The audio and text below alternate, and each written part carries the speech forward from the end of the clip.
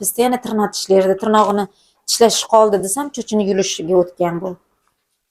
Men buni to'kilyapti deb yuribman-da cho'chini. Keyin videoga oldilar.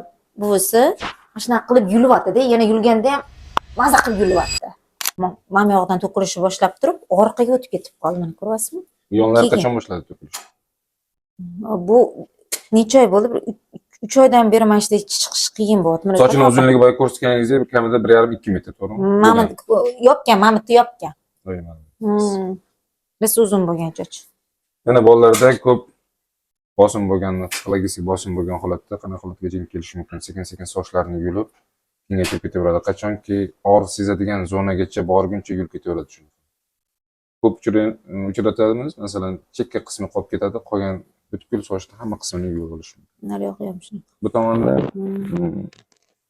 Mana bu yog'i ham shunaqa. Bu yangi o'sib chiqqan chochlarida yana qayta yulyapti. Chunki o'sha qo'lga ilinmayapti-da.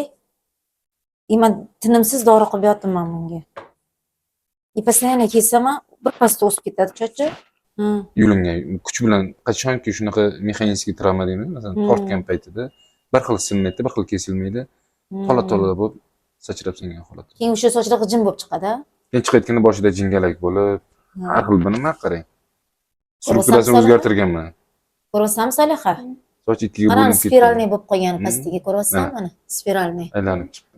Bir chiqishga qiynalganingda holatlar bo'ladi. Sani soching bu, sani boshingdan ko'rsatishyapti qizim, birovnikini ko'rsatishmayapti senga. Bu sani o'rganing qizim. Sochlarni chiqaramizmi? Qo'lini nima qilib boylab qo'yingmi? Qizimizga hech ko'p tegmaydi boshqa. Qara. Ko'rasam jingili bo'lib yotibdi uchlari. Tirnog'ini olib turasizlarmi? Yo'q, endi mana bir martami, ikki marta olyapti. Bizda yana tirnoq tishlaydi, tirnog'ini tishlash qoldi desam, cho'chini yulishiga o'tgan bu. Men buni to'kilyapti deb yuribman-da chochini. Keyin videoga oldilar. Buvisi shunaqa qilib yulyapti-da, yana yulganda ham maza qilib yulyapti. Trichotillomaniya degani narkomaniya deymiz. Narkotikga nisbatan qo'pol qilib aytganda kayf qilish. Bunda sochga nisbatan shunaqa. Soliha? Слышишь? Sochlarda olamizmi qizim? Молодец.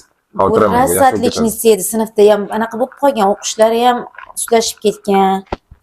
Qachonki ответственность baland bo'lsa, psixologik bosim baland bo'lsa, bo'ldi, ikkiga o'qisan ham mana faqat cho'chingni yurgan qizim. Yaxshi o'qiydi. Ham yaxshi o'qiydi, ham sochi uzun bo'ladi, qizim.